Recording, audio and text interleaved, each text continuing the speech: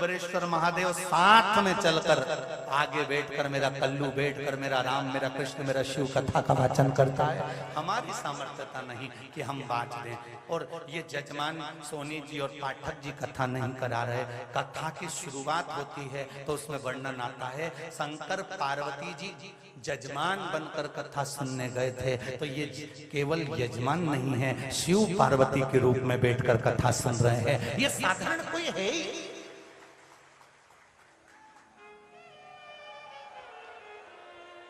कल बीच में एक माता बहुत जम के चिल्लाई, हम समझ गए थे कि नंदी की लुगाई आई। उन्हें क्या टेंशन, उन्हें क्या कोई चिल्ला रहा है तो अपन उस पर ध्यान देंगे क्या? नहीं, ध्यान करो। शंकर भगवान के इतने गण, कोई तो आया और तुम जो है उसके कहने में तुम भी चिल्ला चो। नहीं, सिर पे पल्लू रख के पांव पड़ लेते। जी आ गए। आज मिली नंदी की लुगाई, गजब।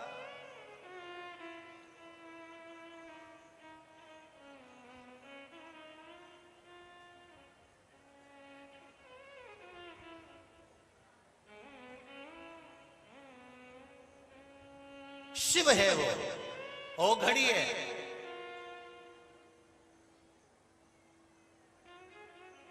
शरीर में बहुत सारे देवी देवता आते हैं। कभी तुमने सुना शंकर जी आए? क्योंकि वो कहीं गए।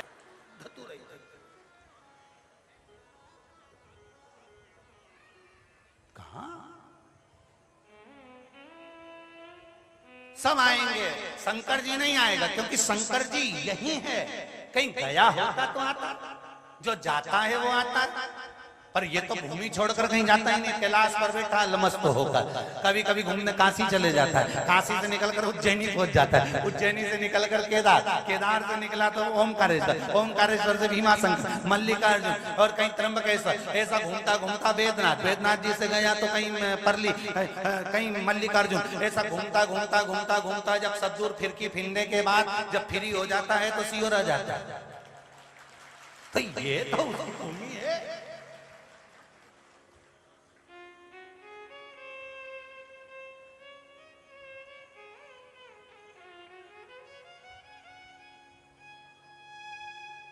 में किसी देवी देवता का ऐसा फोटो हो जिसमें वो अपने बच्चों के साथ बैठे हों तो जरूर दिखाना। 33 कोटि देवता में केवल एक देव अधिदेव महादेव ऐसे होते हैं जो अपने छोरा छोरी के साथ आराम से बैठे रहते हैं, पूरे परिवार के साथ। शेर, नंदी, सांप, चूहा, गणेश जी, कार्तिकेय, मोर, अशोक सुंदरी, जया, विषहरा, सामरीवारी, दौतली, शिव। क्यों? शंकर भगवान कहते हैं विद फैमिली अच्छे लगते हैं। आपसे भी निवेदन है, अकेले से शोभा नहीं है। आपके घर में माता पिता हो, भाई बंधु कुटुंब कबीला हो, उससे खुशियां आती हैं, प्रसन्नता।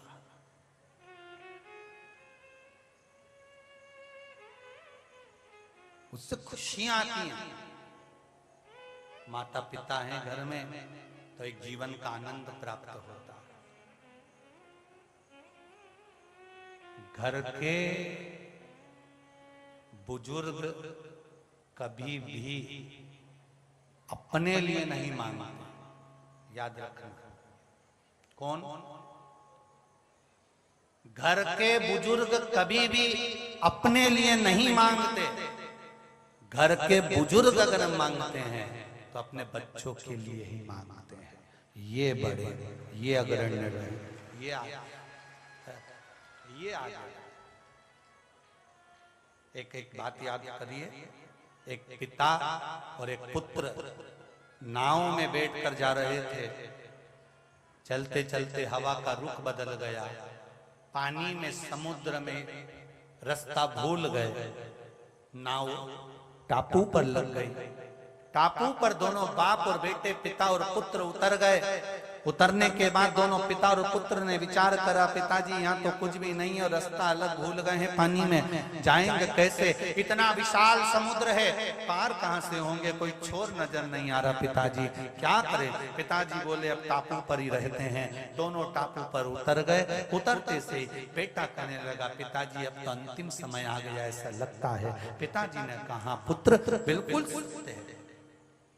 बेटा बिल्कुल सही है, मरने का समय आ गया, मृत्यु का समय आ गया, अब आगे हमारा कोई भी नहीं है, मरना यहीं पर है, तो एक काम क्यों ना करें। दोनों बाप बेटे अलग अलग टापू पे बैठ जाते हैं, भगवान का भजन करते हैं, शिव जी का स्मरण करते हैं, भगवान की भक्ति करते हैं। भगवान की भक्ति करेंगे, मर जाएंगे भजन करते करते। दोनों ने अलग अलग टापू पर बैठकर ईश्वर को याद करना प्रारंभ करा, भजन करना प्रारंभ करा, जपते जपते भजन करते करते करते करते करते करते एक दिन बेटे ने भगवान से कहा, भगवान आज 12 दिन हो गए, भूख लग रही है, भोजन के लिए कोई फल वाले वृक्ष लग जाए, कृपा हो जाएगी। भगवान ने फल वाले वृक्ष लगा दिए। उसने आंख खोलकर देखा, बारे गजब हो गया, भगवान ने फल वाले वृक्ष लगा दिया। भगवान को धन्यवाद दिया, फिर बैठ गया तप करने के लिए, भजन करने के लिए। फिर हाथ जोड़कर बोला, भगवान फलदार वृक्ष बन गए, अब कोई एक मकान या झोपड़ा बन जाए तो कृपा हो जाए। भगवान ने उसके लिए झोपड़ा बना दिया।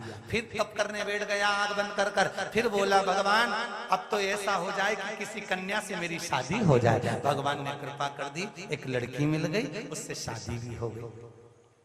अब मन में आया, भगवान ऐसा कुछ कर दो कि हम यहाँ से चलें और हमारे को रास्ता मिल जाए।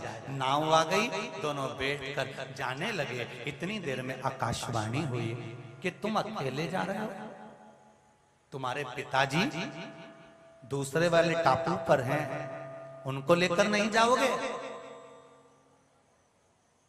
पुत्र बोला, मैं भी भजन कर रहा था, मेरा पिता भी भजन कर रहा था, मैं भी ईश्वर को मना रहा था, वो भी ईश्वर को मना रहे थे, मैं भी शंकर का भजन कर रहा था, वो भी शंकर का भजन कर रहे थे। उनकी भक्ति में इतना बल नहीं होगा, इसलिए ना उनको खाने को मिला ना रहने को मिला। मेरी भक्ति का बल बड़ा था, इसलिए फलदार वृक्ष मिले, पत्नी मिली, नाव मिली और रास्ता मिल रहा है, तो उनको पड़े रहने दो, उनको ले जाने से कौन सा फायदा है। अरे भगवान ने आकाशवाणी कर कर कहा, तुमने भगवान से सब मांगा, तुम्हारे पिता ने क्या मांगा मालूम है तुमको? क्या मांगा मेरे पिताजी ने? तुम्हारे पिताजी ने एक ही चीज मांगी थी, मेरा बेटा जो जो मांगे भोलेनाथ उसको देते चले। मेरा बेटा जो जो मांगे, इसको कहते हैं पिता, जो अपने लिए कुछ नहीं मांगता।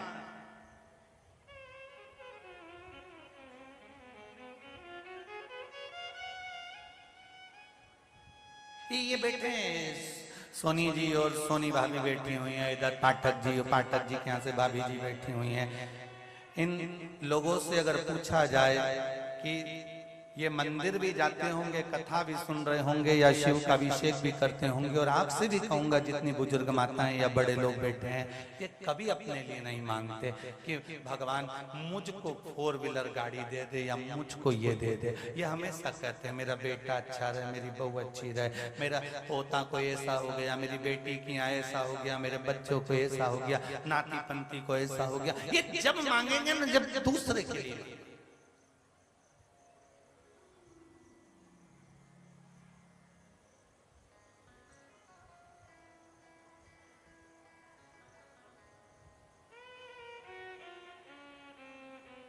बहू और सास में एक ही अंतर है, बहू अपने लिए मांगती है, सास सबके लिए मांगती है, इसलिए सास की मुराद जल्दी पूरी हो जाती है और बहू आश्चर्य में पड़ जाती है। डोकरी देखो तो सरी, क्या जोरदार साड़ी पहन के, टीका लगा के, कितनी जोरदार। जो सबके लिए सोचता है, सबके लिए मांगता है, भगवान सबसे पहले उसी का भंडार भर देते हैं। जा, इतना सबके लिए मांगा है,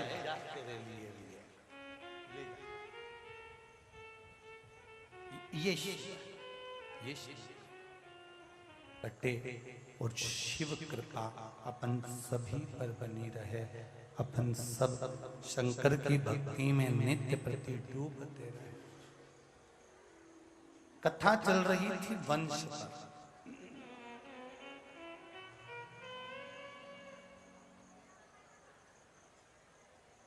मंदिर घर में भले छोटा हो, भले मंदिर को कोने में रखा हो, पर अपने दिल के कोने में, अपने हृदय के कोने में भी शिव जी को अवश्य रखना।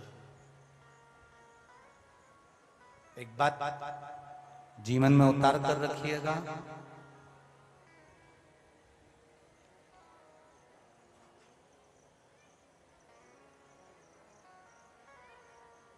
जो शंकर का द्वार नहीं भूलता उसको कभी महादेव नहीं भूलता, ये निश्चित है।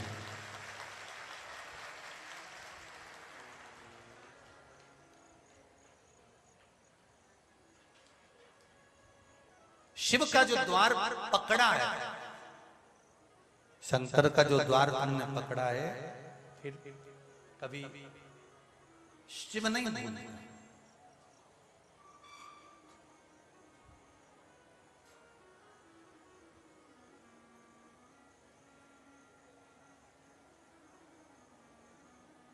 आप अगर एक लोटा पानी चढ़ाते चढ़ाते साल भर हो गया, 2 साल हो गया, 3 साल हो गया, 4 साल हो गए, आपने मंदिर जाना बंद कर दिया, तो ये मत सोचना कि शिव जी आपको भूल गए। आपने मंदिर जाना बंद करा, शंकर आपको नहीं भूले। आप रोज मंदिर जाते हो, देवालय जाते हो, प्रतिदिन कथा में मन लगाकर टीवी के सामने 1 बजे से 4 बजे तक कथा श्रवण करते हो, रात में भी थोड़ी देर बैठकर कथा सुन लेते हो। 6 महीना, 8 महीना, 1 साल, 1.5 साल, 2 साल तक आपने नियम से मंदिर जाए, कथा सुने, भजन करें, कीर्तन करें, काम भी करें, सब कुछ किया, भगवान ने दिया भी, कृपा करी भी, पर बहुत दिन तक आप मंदिर में 1 लोटा जल चढ़ाने नहीं जा पा रहे, बहुत दिन तक आप कथा तक नहीं पहुंच पा रहे, बहुत दिन तक इस दिल को देवाधिदेव महादेव से नहीं लगा पा रहे हैं, तो मंदिर का द्वार तक आप नहीं पहुंच पा रहे हैं, तो समझ लेना भगवान जब भी रूठता है ना, तो आपका भोजन पानी बंद नहीं करता। भगवान रूठता है तो आपका धंधा पानी कभी बंद नहीं करता। भगवान जब रूठता है ना, तो तुम्हें बीमार भी नहीं करता। भगवान जब रूठता है ना, तो अपने मंदिर जो आने का समय रहता है ना, उस मंदिर के समय को, कथा के समय को इतना व्यस्त कर देता है, भगवान अपने पास आने नहीं देता, क्योंकि भगवान जानता है कि अब मुझे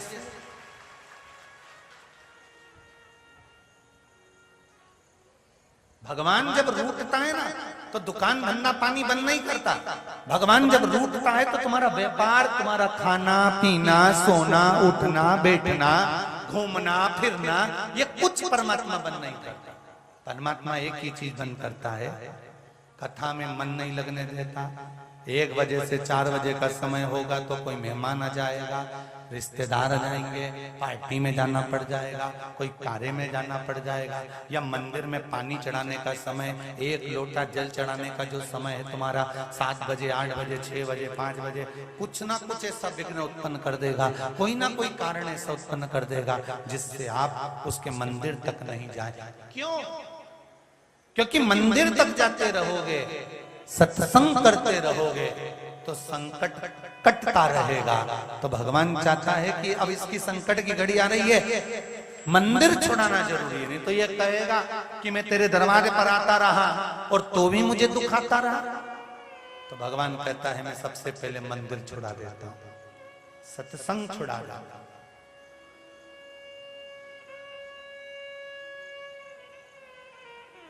फिर कहूंगा, दान पुण्य भजन कीर्तन स्मरण में मुंह मत बिगाड़ना। क्या नहीं बिगाड़ना? मेहमान तुम्हारे दरवाजे पर आए तो नीचे पड़े हुए थे, बेहोशी में पड़े हुए थे, बेटे ने जल का छींटा दिया, पापा पापा, पिताजी, बाबूजी उठो, जल का छींटा दिया, बाबूजी धीरे से उठे, बाबा, ए पिताजी,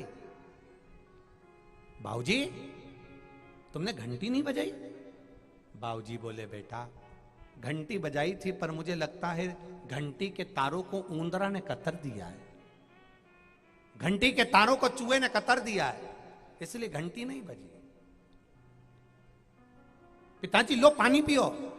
पिताजी के प्राण छूट गए, प्राण छूट गए। अंतिम संस्कार हो गया। 10वें के दिन घर की सफाई होने लगी। घर में 2 छोटे बच्चे थे, बेटे, दोनों बच्चे, मां घर की सफाई कर रही थी। घर के 2 बच्चे, एक घंटी को निकालकर जेब में रख रहा था, दूसरा घंटी के तार को जेब में रख रहा था। मां झाड़ू लगाते लगाते पूछ रही है, क्या कर रहे हो ये? बच्चे कहते हैं, मां जैसे आपने दादाजी के लिए घंटी लगाई थी, वैसे तुम्हारी बहू तुम्हारे लिए लगाएगी, उसकी तैयारी कर कर रख रहे हैं।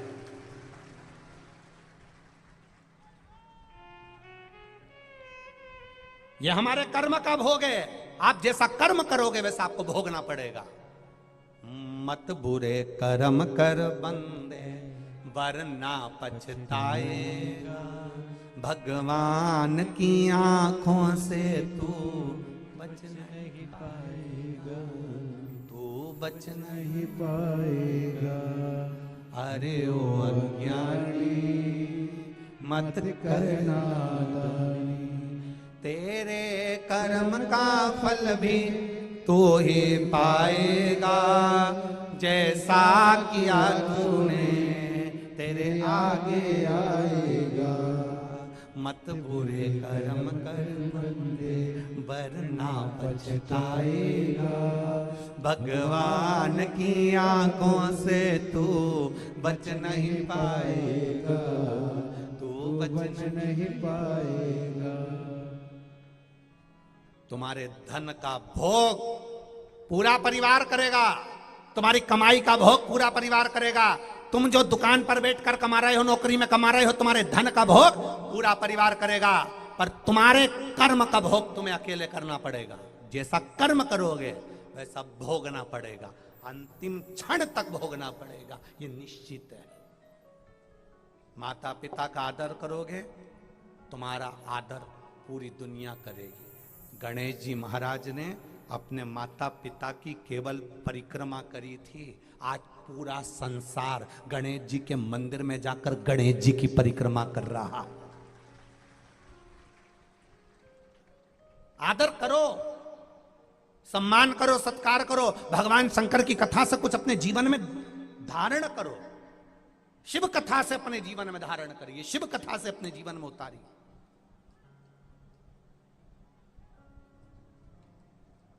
बहुत विचित्र समय चल रहा है।